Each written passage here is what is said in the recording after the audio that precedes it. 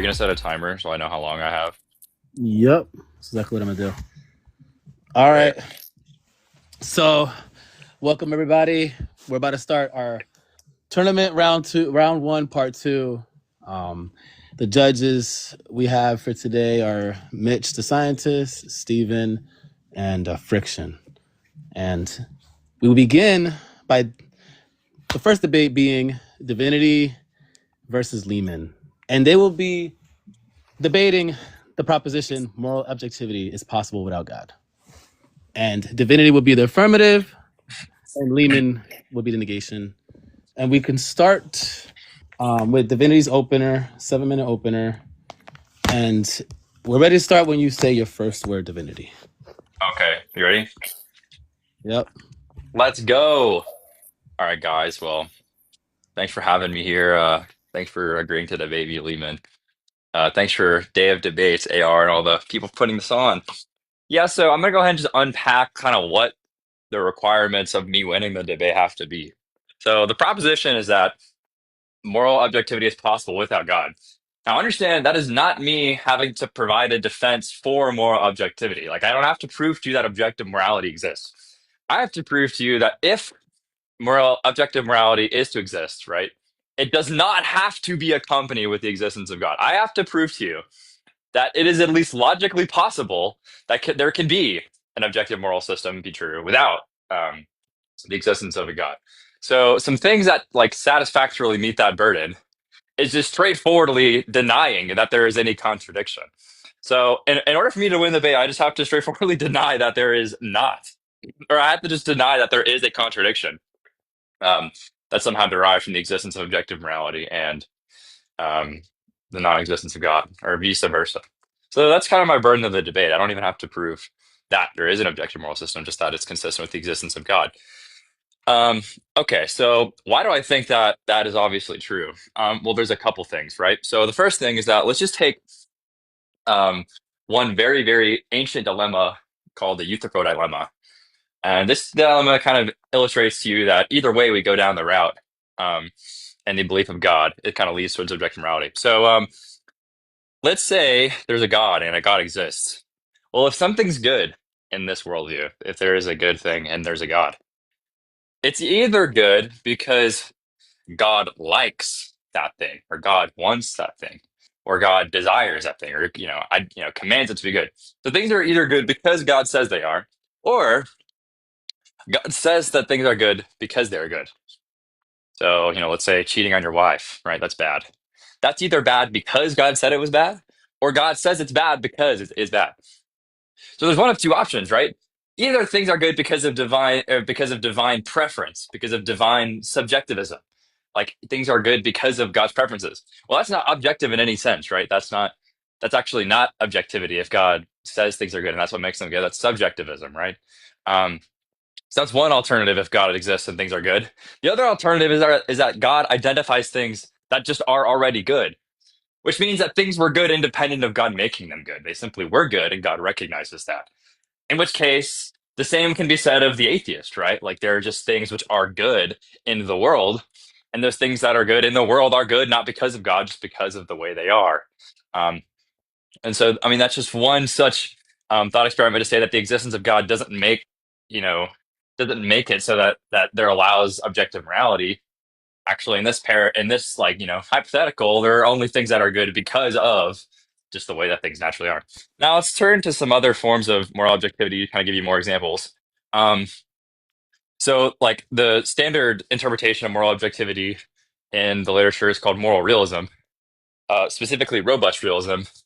This is the view that um, when I say something is good, that there are these kind of non-natural properties, and these non-natural properties are a part of actions, or a part of events, or a part of someone's character. And in this worldview, those properties, there's nothing about them which necessitates the existence of God for them to exist. For example, imagine I told you there was a world, and that world just had properties that were just irreducibly good or bad. They just simply were. The world just simply had good things and simply had bad things, and that's end of the story. Such a world is possible, right? Like presumably that world is possible, and if that world is possible, then I win the debate, because if it were impossible, then then I would lose. So if worlds like that are possible, then I win the debate. Um, Similarly, you can take other traditional forms of realism, like naturalism, right? Well, in that worldview, there just is the natural world, and the natural world, of course, things are just good because you're talking about the natural world. And that worldview, moral facts are true objectively, independent of what I think, because it's just about the natural world. The natural world just makes things good, and that doesn't require the existence of God. So yeah, I mean, there is no contradiction in believing in objective morality and not believing in the existence of God. It's not necessitated. And so here's the ultimate burden on my interlocutor. My interlocutor is going to have to demonstrate something insane, and they're not going to be able to do it. And they're going to have to be able to tell me they're going to have to derive the contradiction in being an atheist and believing in objective morality. That's what they're going to have to do. They're going to have to derive the contradiction. If they can't derive the contradiction, they lose the debate. That's it. There's no other way for them to negate the AF. The only way they can win the debate is by proving it's impossible. The only way they do that is by giving me a contradiction. They also have to successfully take down the counterexamples I gave. They have to tell me why moral realism logically requires the existence of God. They have to tell me why that's necessitated by the existence of God, something which they cannot do. Um, Another potential, um, counterexample to their view is a view called relaxed realism. So relaxed realism is the view that there are moral truths which are just simply good. They're not made true in light of any fact of the world. Well, in such a worldview, goodness doesn't have a truth maker. Propositions are not ontologically committing, which is just to say that there's nothing about the world which makes them true. They just simply are true. Um, well, in that worldview, there's no ontological commitment of the moral statement. So, how exactly would God be required for them? It's like God's like a logically required truth condition of the propositions. That's unclear. So they'd have to overcome. They'd have to explain why that worldview is also literally impossible. So, yeah. Thanks everyone for tuning into this debate. Good luck to my interlocutor. Yeah, here we go. All right. You conclude your time? Okay. Let me just. All right, Leeman. You're up to go. You have 7 minutes to give your opener. And we start whenever you say your first word. All right. Well, I thank all the people for attending and for the judges for giving us the opportunity, and for AR and everyone else for hosting the debate. I thank Divinity for the opportunity to consider the matter at hand. The resolution before us is moral objectivity is possible without God. Before, we had already agreed to definitions of what this means, so that there is actual benefit in debating this actual debate. What we meant by morality is binding principles, essentially an ought about what humans should do and why they're right or wrong. Objectivity means that these principles, or the rule, it would be universal, unchanging, and independent of human opinion, feeling, or cultural stance. And when we say is possible, of course, as the interlocutor mentioned, possible would mean that it is not logically impossible. And God, from the Islamic paradigm, which I am a Muslim and believe in a God that is necessary, eternal, independent, unchanging, all-powerful, all-knowing, and very important to this debate, has free will. So my case is simple. Moral objectivity, when you want a morality that is an ought to all people, and that they shall do this and shall not do other things, that morality being objective, meaning it is universally true, requires some grounding. And the debate is about, is there a ground or not? And so if there is a ground, my argument would be that ground must be God and cannot be anything other than God, because God is the unchanging source that has free will, that then commands things that then become the moral ought or ought not to do. The Islamic paradigm is basically that everything that God commands at any particular time or instance is what is morally good, and anything that God forbids at a particular time or instance is morally bad. So the grounding is in the command of God itself. Morality has to do with obligation.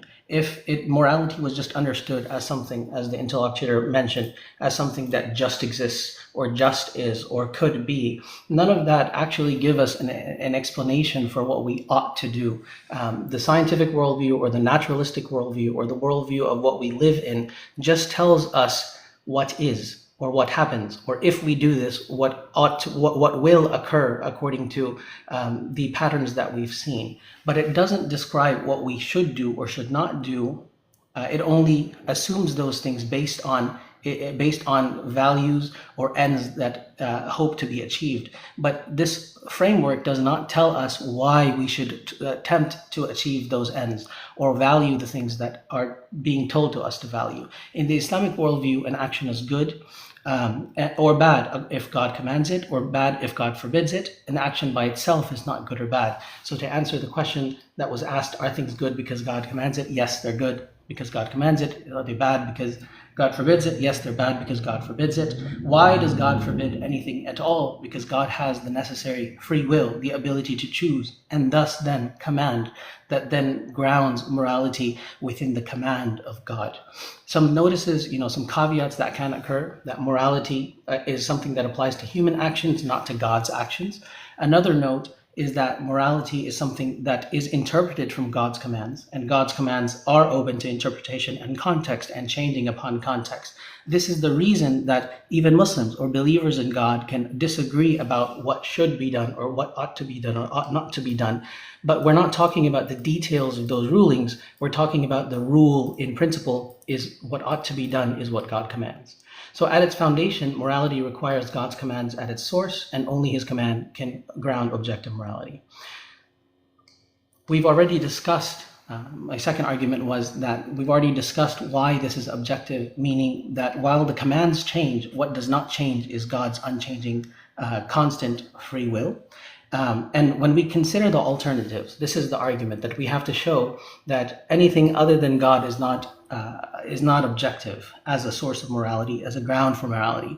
So if we compare the common alternatives that are given, whether this is empathy or the pursuit of empathy and emotion and sympathy for others, this is disproven by the existence of people that are not sympathetic or empathetic, and they don't have that feeling at all, and so it cannot apply universally. If we go by reason, then reason is based, even if the reasoning is valid, it's based on premises that may not be accepted by all people, leading to the debates between philosophers about what one ought to do or not ought to do. And so we see that reason is something that is constantly debated based on the premises that are accepted or not accepted. We see utilitarianism, which is the idea of maximizing happiness or reducing suffering the most. But no one tells us why we shall reduce suffering the most or increase happiness the most, or why it ought to be pursued at all. If we cover evolutionary scientific methods to understand what allows us to survive, no one tells us that we ought to survive, or what we or why we ought to survive at all, or to further the species of the human, the preservation or flourishing of the human race.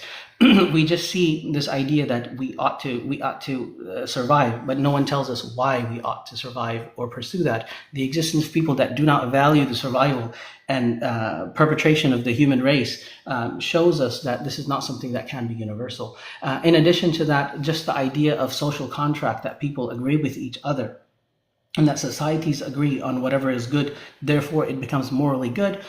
This would again be a social contract that is subject to time, where people can agree that human sacrifice is good, or slavery is good, and other things are good, and this would be completely subjective. This shows us that there is no alternative. So while my interlocutor is telling me that I must propose a solution where everything is impossible, there is no objectivity presented. There is no actual answer that is given as an objective reason for why someone ought to do or ought not to do anything. Whereas from the Islamic side, where we negate that God is the source, God is the ground that tells us what we ought to do and ought not to do, and this command of God is objectively true at all times. Whatever God commands at a particular time we ought to do, whatever he forbids we ought not to do.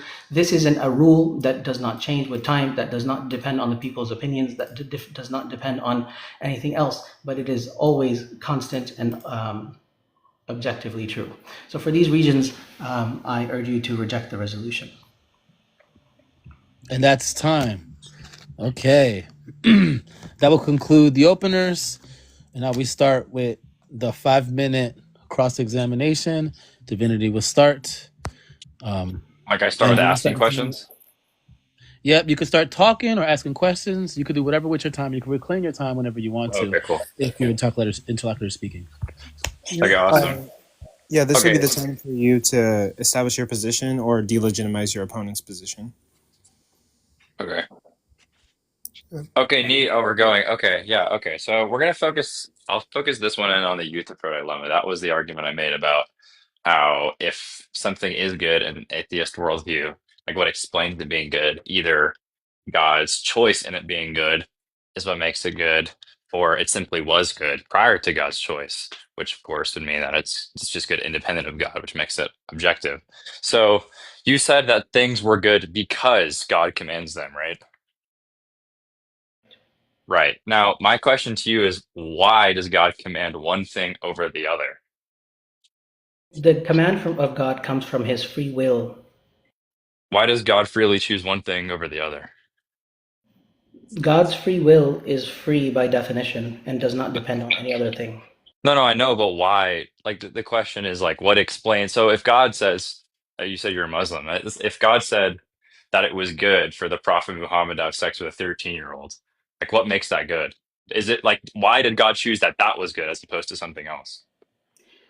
God chooses things independently of all things, so external reasons need not apply. What's the internal reason? God's free will, that is the reason.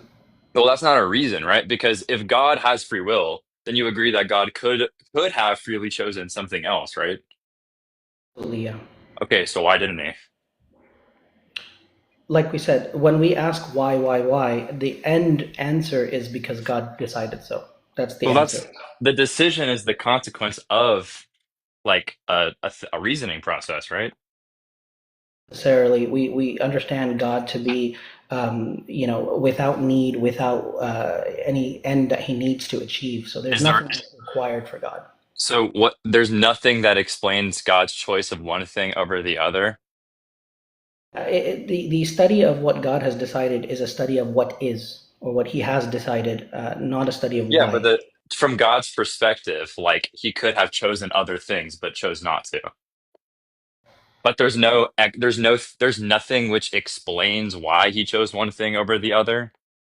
We understand this as the ultimate explanation being God himself and his free will. But it's not God. How is God the explanation of God could have done other things? Like you're saying, there's a range of possibilities within God's own choice. Like what explains why why one of those possibilities was chosen over the other?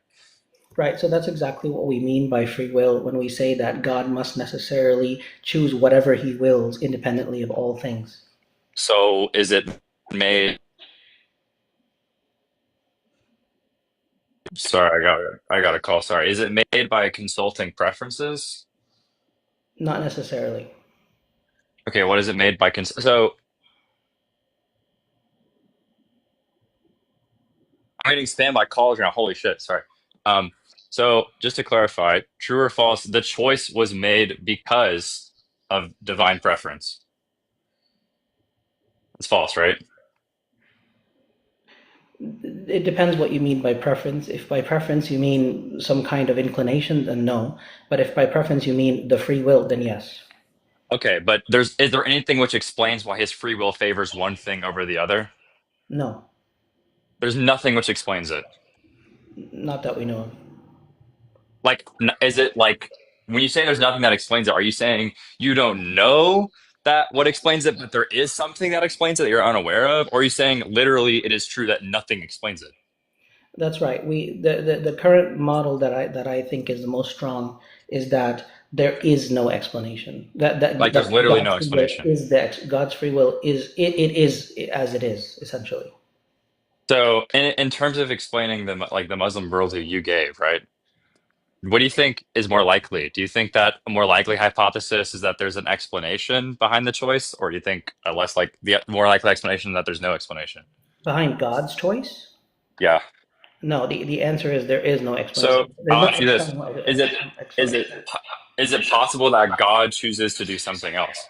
Yes, It's possible, that's what we mean when we say free will. but you said that the moral law was unchanging. I said the moral rule is that we always follow God's commands, and God's commands depend on God's will. And Yeah, but that you said they were unchanging, right? God's will is unchanging, but not his commands. But it could change, right? God's commands could change, yes. Okay. That's time.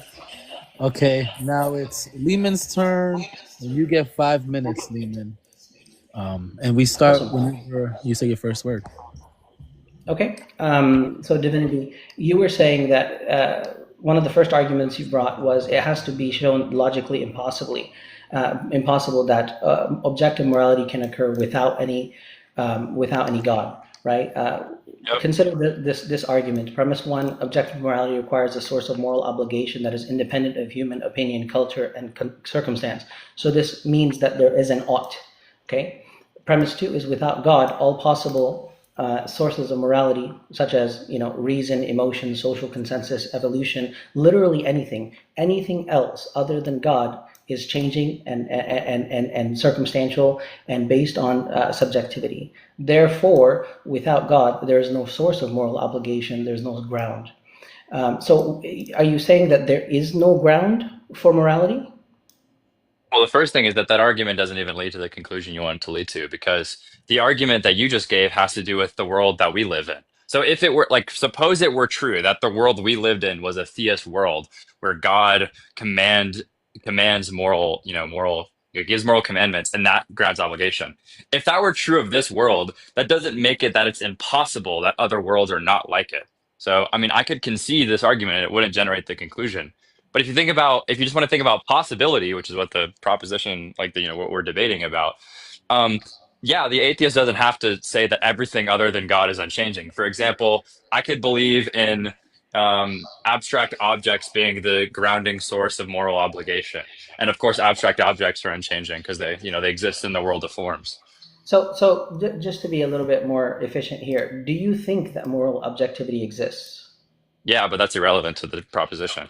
Okay, so you think it exists. So the question, my argument is, if you say that moral objectivity exists without God, then there is no explanation. Like there's no reason why you can show that moral objectivity exists. All right, I just said one possible explanation is that objective morality is grounded in the world of forms. Sorry, the world of forms.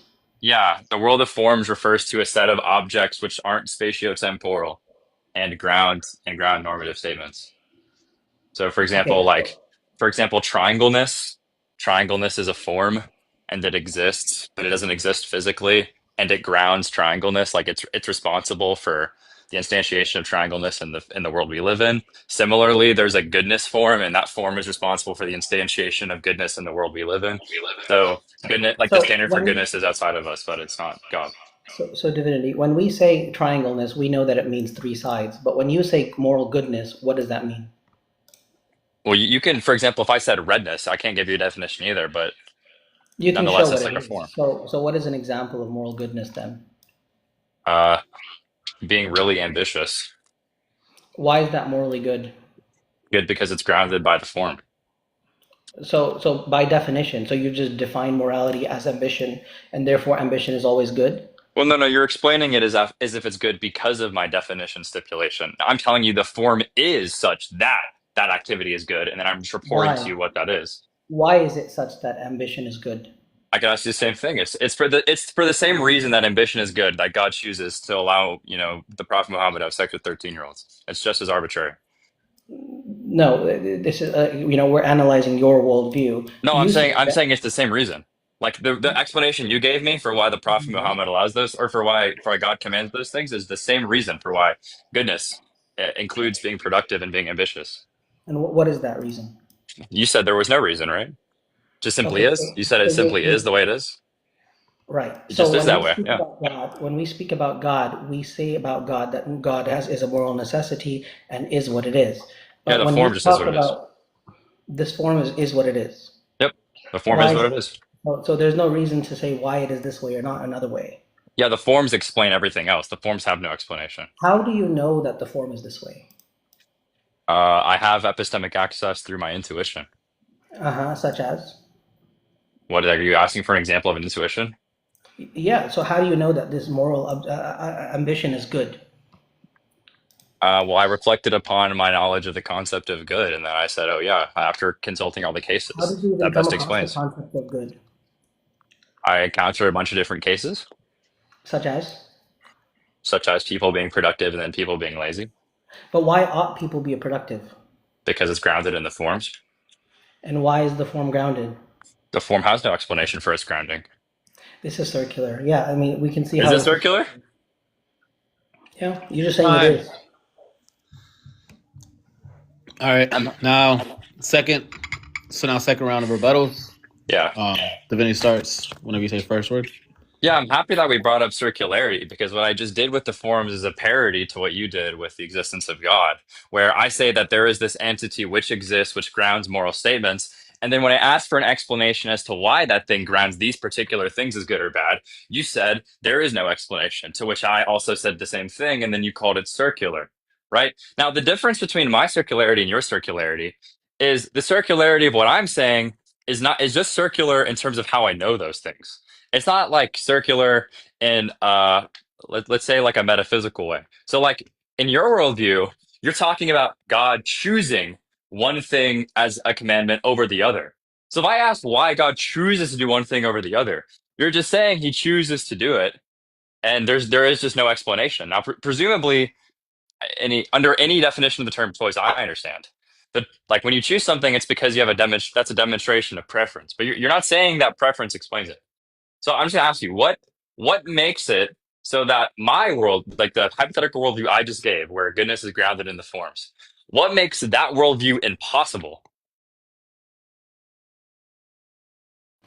What you're proposing is that people ought to do something, and you're saying they ought to do because of some form, but there's no reason for the form to be as it is, Well, the nor form, how yeah, you yeah. know, What's the contradiction nor is what I'm asking you. nor do you know why the form is this way, right? You're just saying it just is. But Uh-huh. when this is different from God's commands, in that God actually, like, we have reasons to believe that God commands things. We have reasons to believe that these I are the asked you what commands. I just want to clarify. I asked what the contradiction was, and you're not giving me that.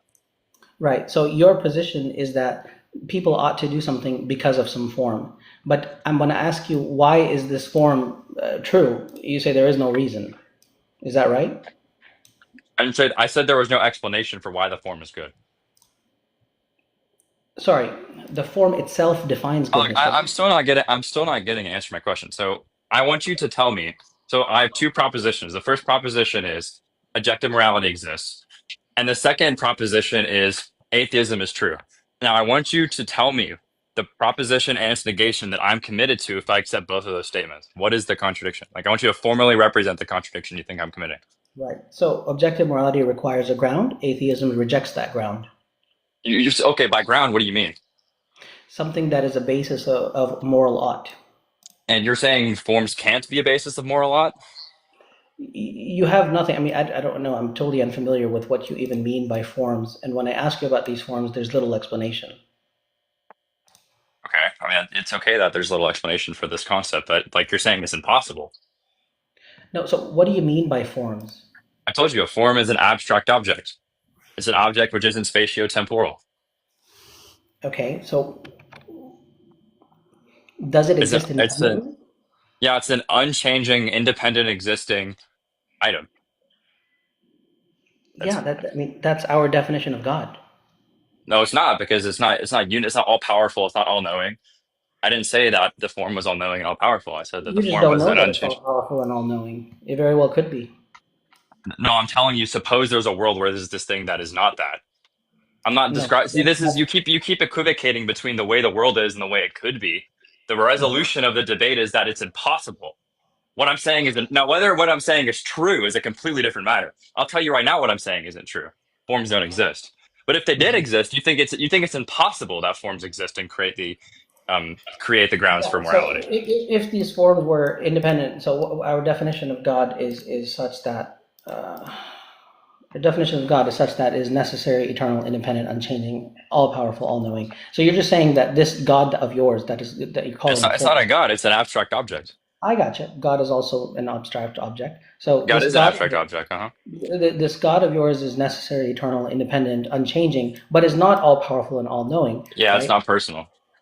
Okay, so basically, what you're describing is God. No, it's not basically God because the way you define God is personable. This thing isn't personable. It's just an item in existence. Personable is not one of the qualities that we agreed upon as a definition. Personable subsumes all knowing, all powerful, all good. Like that's what you're describing right now. Is like a conscious being. That's not what I'm talking about. I think this might be confusing, like a Christian, more anthropomorphic understanding of God as No, opposed with what you just said, the object I'm positing is not all knowing. It does not have a consciousness. It does not have knowledge. right. What we mean is knowing all possibilities and their consequences and Yeah, knowledge. yeah. That's not what the form I'm positing is. Okay. This idea of this form that would is this form the creator of all things? No, What is it? I just told you. So you're basically describing a half god, a god that has some of God's attributes but not some of God's attributes. That's like if I said you're describing a half fire truck because it has the property of existing, and fire trucks have the property of existing. Like, yeah, it has similarities insofar as it exists. True. It has similarities insofar as that it's abstract and non-physical. Like, yeah, the thing I'm describing is mystical. That doesn't make it God. Okay. Is the time up there? I guess we can go to the next cross examination, which would be Leeman. It's going to be 5 minutes, right? Yep. Okay, just want to say at the end of it, if you reject God, then at the end of it, you do end up something that's very similar to God anyway. That's I'm probably done with that part of the conversation. But this shows, one of the arguments that you had, Divinity, was are things good because God said so, or bad because God said so? And I think I answered that question, so we can probably move on from that, right? Well, I don't. Are you asking me if I think you adequately answered it? Hmm. No. In the sense that you think that there's nothing grounding God's will, therefore there's a problem. Oh, the fact that there's nothing grounding God's will, or there's no explanation, makes me believe that it's subjective because it's arbitrary. Like you're Subjective to telling me what? there's a God. Like there's God as a divine subject who arbitrarily chooses one thing over another, and that's what makes something good. That's That's exactly what we subjectivism. mean. I mean, that's Yeah, exactly what we mean by free will. that's Um, divine subjectivism. That's what I'm saying. That's not objective morality. what we mean, the position I'm trying to clarify is that what we mean by objective is objectively do whatever God commands, and God's command is dependent, is subjective to God's free will, Yeah, which subjective. must objectively be free, essentially. That's subjective. Yeah. Okay.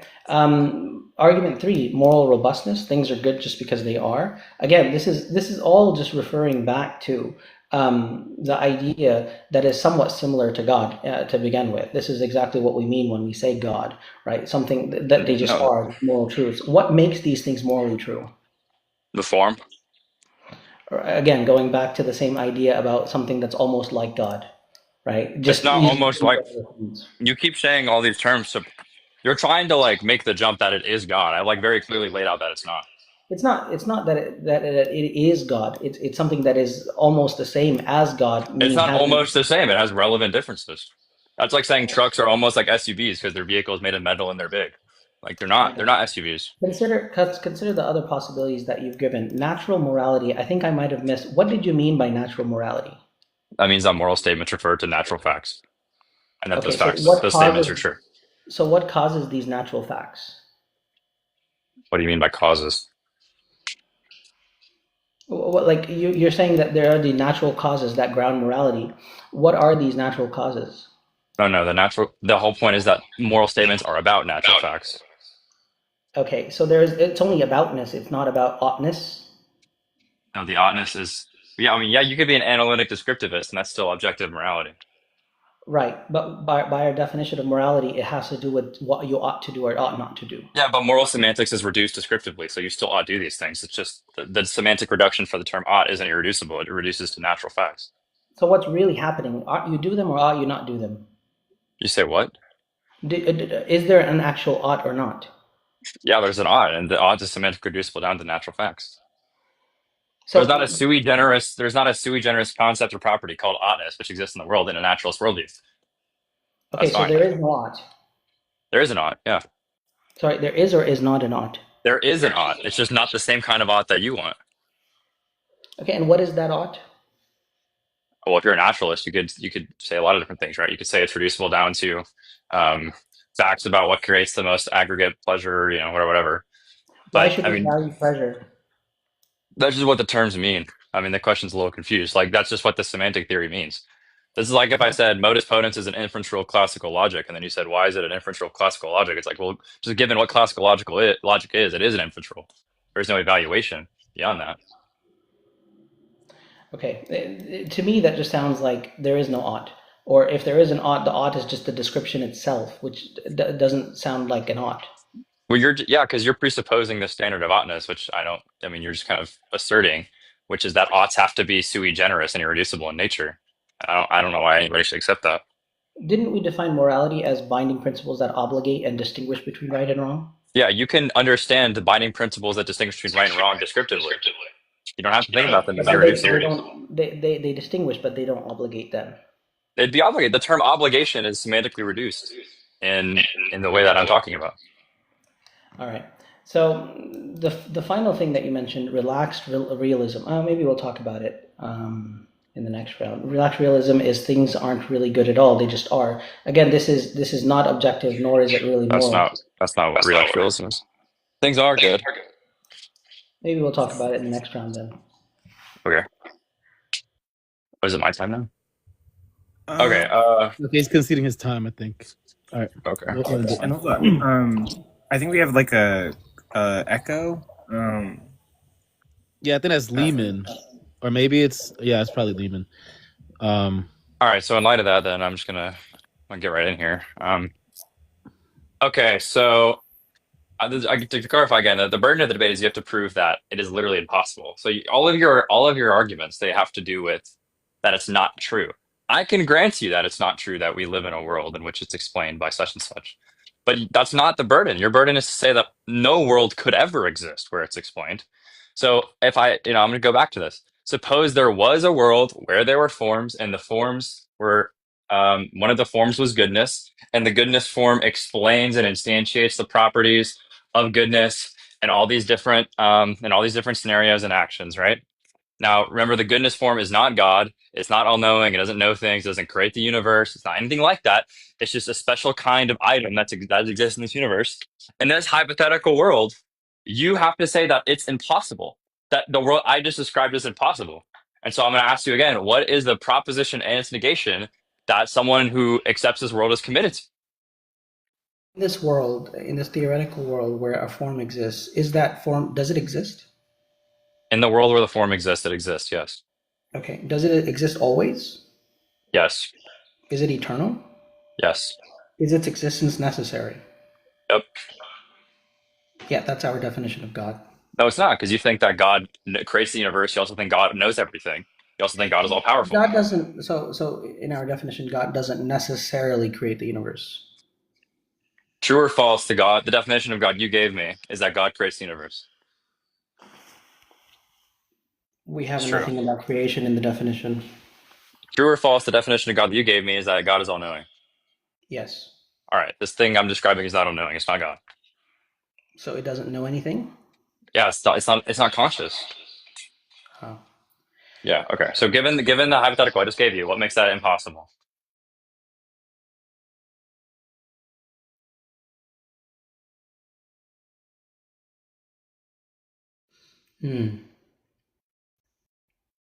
Yeah, so you're saying that the form would exist that just obligates oughts, but is not God.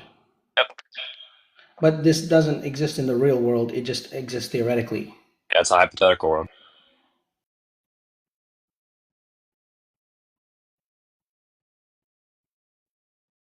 Yeah, I mean, could be, I don't know. I mean, when we can think about God, we think that God knows things because God is the creator of all things.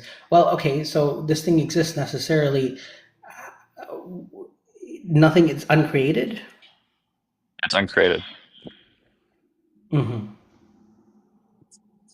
And hang on. So, okay, so in this world, it exists necessarily, but there's nothing else. Let's say it's just this. Yeah. I'll see you later. Bye. Sorry. What was your question? Is there anything else to be known in this scenario? No, I think all that's required to analyze the impossibility is what I just described. Okay. Is there knowledge at all? There doesn't have to be. Sorry? That's irrelevant to the stipulation of the hypothetical. I see. Um,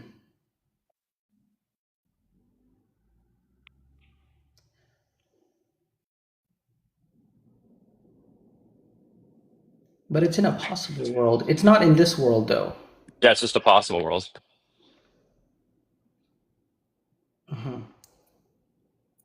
But why does that obligate us? So if this form exists, why does it obligate us? Because I'm telling you, in this world, it is the ground for good. You have to tell me why that's impossible.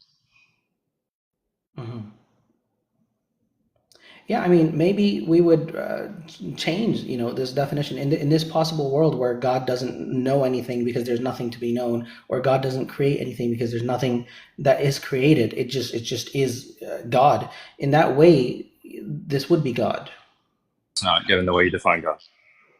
So maybe if the world doesn't exist and there's nothing to be known, or if in this world there's nothing to be controlled other than the existence itself, that would be God. It's not God because you define God and you defined it as something other than what I just told you. I understand, but in that other world, in In that that other other world, piece, it's still not God because of the way you define God. yeah, I mean, this would necessitate then having to re-understand what we mean by God, right? It Nope, would be we have we have necessary the to. same meaning of the term God that you gave originally, right? Mhm. And we're looking at this world. There is no God, and there's no contradiction. So the affirmative is true, and the negative is false. Yeah, I mean, I guess I just messed up the definitions then. All right, that's a concession. Look, I gotta get out of here. Got the concession. I don't need a closing statement. I just got a concession. So thanks everyone for hosting this. Have a good rest of your night. Oh, Okay. he's got to do. Okay. He had to go. He had to go. Okay, that's totally All right. fine. I think I mean, I think we could judge the debate like this. It's fine. We'll just go to the judges. does Leeman want to do like a closing statement or Oh, do we yeah, just Leeman, do you want to do a closing statement? yeah, Yeah, okay. Do the closing statement, and then we get to the judging. We'll do that. yep, Right. you get 3 minutes. Yeah, Thank yeah, you so yeah, much. that's fine. All right. Based on the definitions that we had, perhaps I made a mistake in the way that we defined God, because in this theoretical world, in this possible world where there's nothing to be known, where there's nothing to be controlled other than God itself, in that case, if that was an understanding about God, then I don't know that I can find a logical contradiction in that. But as far as this world is concerned, our world, where we do not have an evidence of such an existence that would be, existing in some way, we would reach the conclusion that moral objectivity is possible without God would be in the negative. We've shown that there is no actual explanation that can be proven, even though the interlocutor wanted to show an existence of God that would be a little bit a different understanding of what God is. In this worldview, in our existence, that cannot prove the existence of any other such being or thing that exists. Morality requires an ought, an obligation, and that obligation comes from God, the one who is existent, eternal, independent, and necessary, and has free will. Dropping the first proposed definitions of all-knowing and all-powerful as shown by the interlocutor. God's necessary free will then secures the grounding of this world, and God exists necessarily and has free will. Therefore, alternative explanations for what we ought to do, such as reason, emotion, utilitarianism, evolution, social contract, and all of the other proposed explanations without God, as now I guess more properly defined, would be subjective, fragile, and always changing and without any ground. So what we're saying is without God, there is no, morality is just opinion, it's convention, it's human instinct, it's anything else. But with God, morality is obligation to God's commands, to do what God commands, and to stay away from what God forbids. And for that reason, I would say to vote negative, essentially. Be conceding the rest of your time. That's it. Okay. Cool. And ladies and gentlemen, that's going to be our first debate. I do want to thank everybody for being here. Thank you guys. There are 3 more debates. Judges, now would be your time to like gather your scores and let me know if you want to present them now or later. We are going to do like audience comments, questions, critiques, and concerns, and then we'll move on to the next debate. AR, what time do we got the next debate at? 20 minutes until It's at 7. Okay. So like, we got about 30 minutes for comments, questions, concerns. And yeah, judges, are you ready, or should we give you some time? Friction said he needs a few minutes in the chat. Okay, He go said ahead. we can do audience. I mean, we could do audience questions. I don't have a question, but I do have a comment I would like to make. Okay. Yeah, go ahead. Well, all I was going to say is I actually think, okay, so given who Leeman was debating, Liam, and given the topic, like that I think that he took a position that's obviously wrong and was debating one of the best debaters on the app. I actually don't think Leeman did that bad considering those 2 things. So I just want to say that I think Leeman did a pretty good job. Okay. Thank you. Thank you for your candor. I also think Leeman did pretty good. Yeah, I actually had a question. Oh, sorry. Go ahead, Stephen. I was just going to say that I think Leeman did well to present his position. He appeared to be very clear and concise what his view was. I did have a concern, though, since Liam left early, he didn't give much of a closing statement. So I'm not sure how that will affect the score, but perhaps we could talk about that later. I'm not sure. Wait, AR, did he tell you beforehand that he might have to leave like mid-debate because he was busy or something? He told me that today. Okay. I guess like I would say he did tell us that he would have to leave. So I would say try to judge it to the best of your ability. Technically, like leaving before the end of the debate would probably be like a forfeit, but like I mean, life happens. He's busy, so I wouldn't do that. So I would say judges. I would say try to judge it the best that you can. Okay. But yeah. Question. Leeman, just so that everybody understands, were you aware prior to the debate that there are entire schools of moral realists that don't come from theism, or is this your first time, like in real time in the debate, hearing about them, like naturalism and non-naturalist views? I do have to say, it's amongst the. I've recently started looking into them and hearing about them. It wasn't in the debate that this was the first time that I heard about them.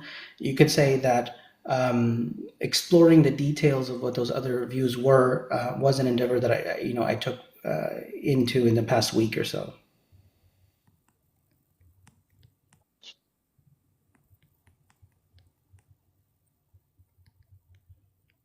Okay. I guess like we can continue to do audience questions, comments, concerns, or critiques unless like the judges are ready. But also like for the record, I'm not saying it's a forfeit. That's not what I'm saying. Like I'm just kind of confused on what to do here. But then also like I don't really know what to do here. But well, like, we actually we could give it to the judges, right? Like let the judges decide what they think we should do, and we go from there.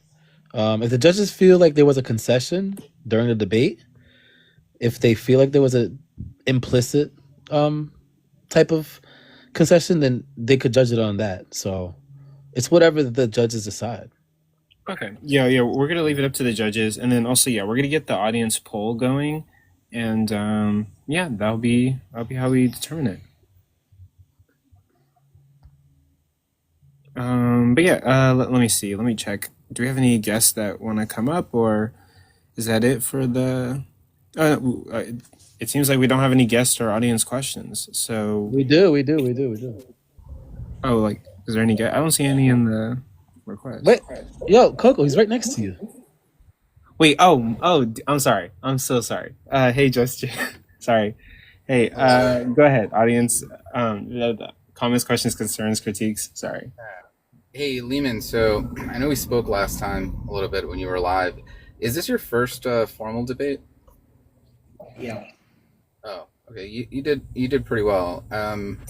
Like, just like maybe two quick questions. Did you learn anything in terms of like maybe strategy or? Yeah, I think probably one of the things that I should have seen is something about, we agreed to definitions of God, which I mean, I thought would be beneficial as opposed to harmful, because many people have misconceptions about what we believe about God. So one of the things that I wanted to do was define what we mean about God. So it kind of sounds like to me, what he was able to prove is that this God that is all knowing and powerful, is not necessarily the only thing that can be. For example, something else can exist that is not all knowing and powerful, but still necessarily exists. I don't think I was prepared to challenge that level of an attack against the idea of God itself. I was more preparing to attack the idea that there is no explanation for moral grounding. But I think what the interlocutor came up with was something that potentially could not be, not that he's actually believing in that, and I don't think I was prepared to challenge his something that not many people even hold on to. Yeah, so I think the debate hinged on the notion of possibility. Are you familiar with like possibility and different types of modality? I think something like something that has to do with logical possibility and logical impossibility. And so the debate would have to then show that in all possible worlds, it would be impossible that something other than God could define. When I was really young, I had a car ride, and as people who believe in God, I was with my cousin. We were both about 12 years old, and we said, imagine there's something on the other side of the world that defines morality, and that it tells us what's good and bad. Then we asked ourselves, well, who created that? And of course, we necessarily believe that God is the creator of all things.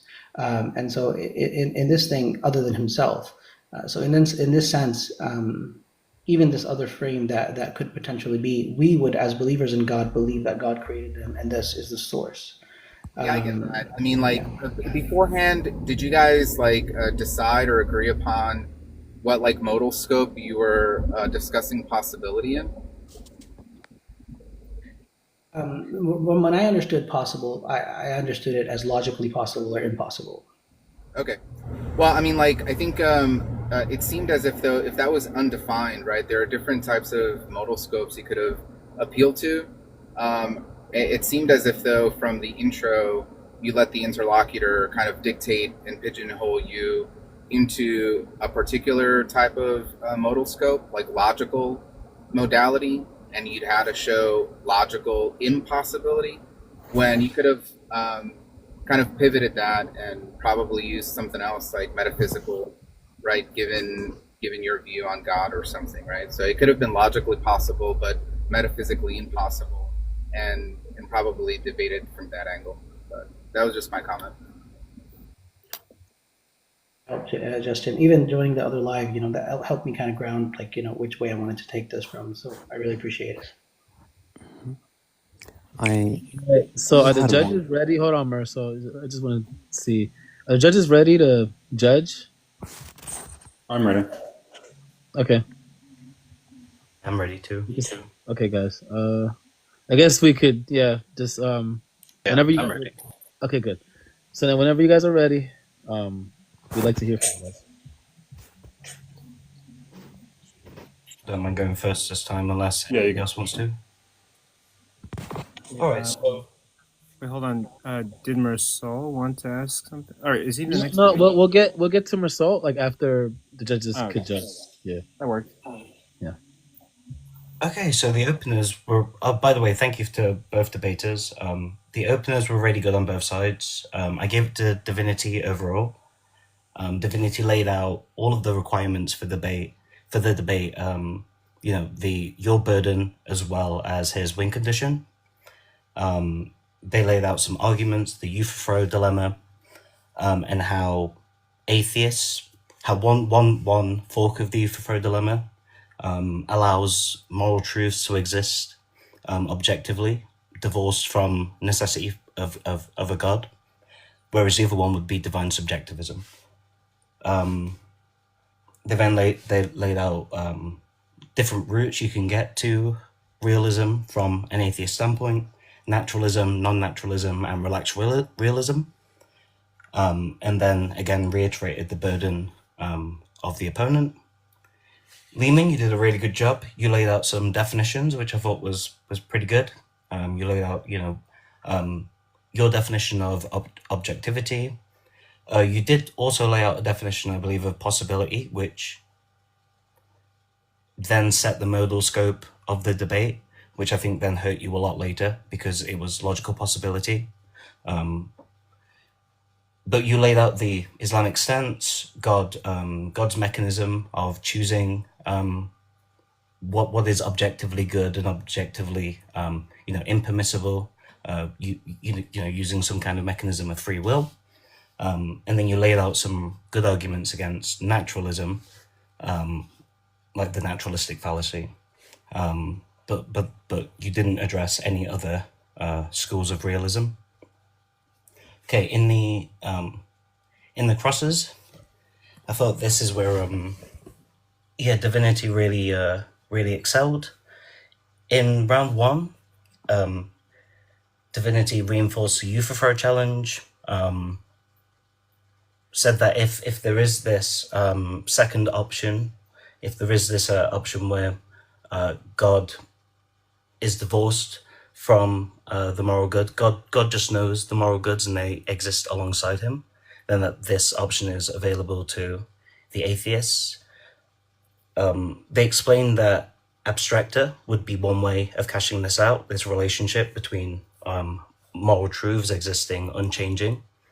So that answered your challenge of things being unchanging. And then you were quizzed on God's reasons for selecting the good, because you select what Divinity called the divine subjectivism route. You said it's not divine subjectivism, but also that God has no reasons. So then Divinity kind of challenged you with a symmetry between that and abstractor that exists with no reason. It seemed that after that you kind of you gave a circularity critique, but this critique was symmetrical on your view, and Divinity kind of showed that you didn't have a symmetry breaker. You then kept jumping to you gave a syllogism about kind of God's us needing an objective ground in this world, but that missed the modal scope that you'd both agreed to in your openers, that it was a logical possibility and not just what is actually in this world. And so yeah, you failed to meet the modal scope there, and then Divinity kept reinforcing the fact that you were kind of missing the point. And then in the third round, yeah, you asked a lot of questions about whether you had met the burden, to which Divinity could obviously just reply no. So that was giving a rhetorical opportunity to your opponent to kind of score you on that. And then Divinity's third cross was kind of like a closing, right? They had reinforced that the requirement of the debate was possibility, that it was independent of Divinity's own beliefs, that it was independent of what's possible in this in this reality, or what's actually the case, that it was the modal scope was defined as logical possibility, and that the burden had thus far been you'd failed to meet the burden thus far. And then in your closing, even though Divinity didn't give a closing, you conceded the debate. I feel like you gave a concession. You said that you didn't understand, so you'd not defined God, and you'd not defined the scope of the debate to be non-actual, so things that are just possible. But the claim is clearly, is it possible without God? And so I feel like, well, I really don't know how to judge that closing, because I think it would be fair to give you both 0, although you did concede the debate. So overall, yeah, I give it to Divinity. All right. Mind if I go next? Yeah, interesting debate. Thanks, Divinity and Leeman for doing it, and the host for having it. So yeah, I'll briefly cover some of the main points. I agree with a lot of what Mitch said there. So on the general framing in terms of logical possibility, yeah, I thought that was maybe an unnecessary concession to take that route, but I felt that the way Divinity framed the challenge was pretty good. I think he could have done it better. I guess the way I'd like to make this point is like, look, if you think that it's logically impossible, then you should be able to start with those assumptions, right, which are, by your stipulation, in conjunction a logical impossibility, and just with valid inference rules derive a contradiction, right? And you can't just add in extra logical assumptions, which is, I think, what your argument did, but you didn't really call that out. So, but the way you pushed back a bit later on that was fine. I thought asking for a contradiction that's required by the endorsement of those two theses was decent. Leeman's basic argument in the opening I thought was okay. I mean, I thought he did an okay job of explaining why certain non-theistic views don't or are implausible or are wrong,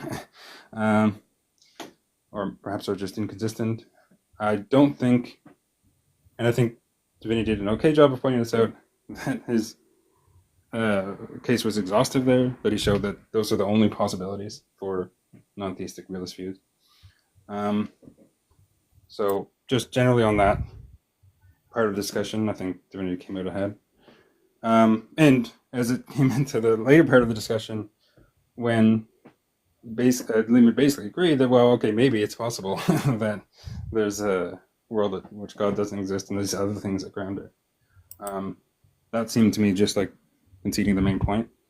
So yeah, just I think a strong win on that issue for Divinity. And then on the Euthyphro dilemma stuff, I took Divinity's main point to be, look, either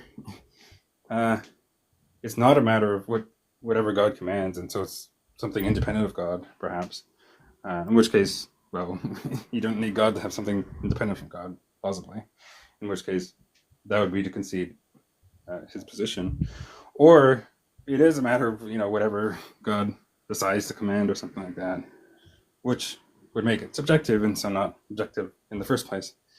And then the way Leeman responded to this, I took it, was to say, actually, it sort of is a matter of what God commands, but it's still objective. And you gave the details about how it's supposed to work, but it's not clear to me how it remained objective, except in the sense that it's independent of human values or standards, although that definition was not questioned. Just as an aside, I thought it was a bit strange the way I understood Leeman's commitments here about the moral truths. That turns out that the objective moral truths are not the contents of God's command, which would be the normal view, but just the singular moral command to follow whatever it is that God commands.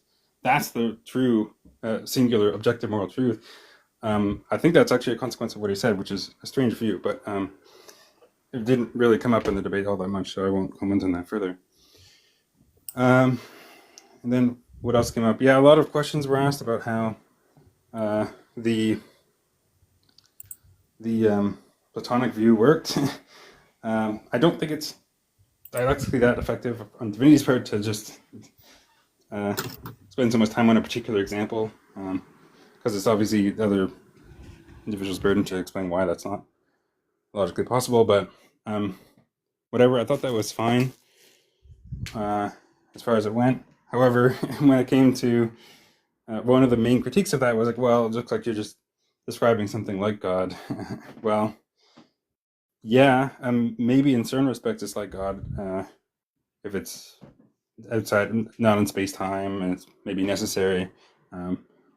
Those are things that are in common with your definition of God. But if it's like God but not God, then okay, it still doesn't count, right?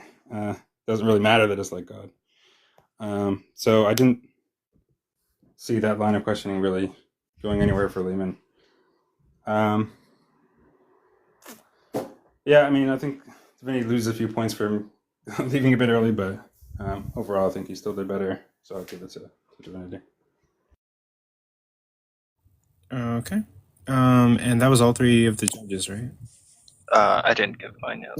Oh, go ahead. No, Steven didn't go yet. Okay. 5 minutes. I'll be right back. I need to check it all. Oh, you're good. I need to lock in. I'm gonna go. Okay, I'm like multitasking, but okay, go ahead, Steven. So I think both of their openings were fine. I gave it to Liam. He stated the Euthyphro dilemma. He mentioned moral realism. He talked about relaxed realism. Leeman, I think you stated your views and your beliefs, and that's fine. And perhaps maybe even like offer justification for it. But I would have liked to see more focus on the proposition, which was that moral objectivity is possible without God. I would have liked to see more focus on that and trying to derive a contradiction.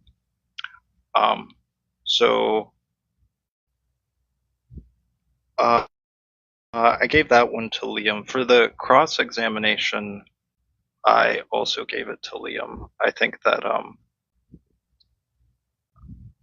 I think Liam even gave an alternative view that an atheist could hold to, such as morals being grounded in the world of forms. And I think the way that you contended with that was that you said, well, this grounding sounds like it might be subject to either the same criticisms or it sounds very godlike. But I still didn't quite see a contradiction there. So I thought Liam had a lot of like pressure on you there, and then of course you ended up conceding. I wasn't sure how to do the closing, so I didn't.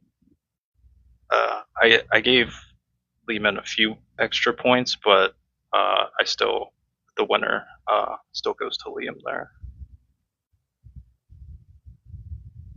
Okay. And with that, thank you, judges, for your judgment. I didn't get the audience vote result, but I think that's okay because I mean most of these debates are going to be determined by like judges vote. But I got it on screen. I got a screenshot of it. Oh, okay, cool. I'll post it later. But thank you guys for. Oh, what? 86% Liam, I think.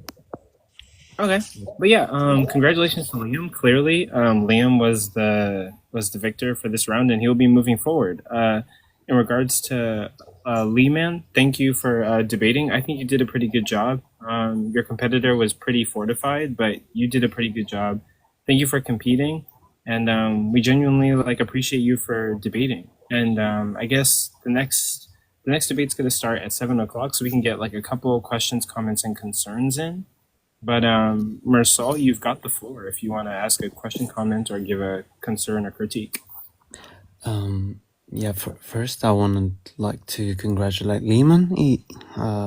Most people struggle with their first formal debates, and he, even though he conceded a lot of points, he went against Divinity, which is one of the best debaters on the app, like mentioned before. So congratulations, Leeman.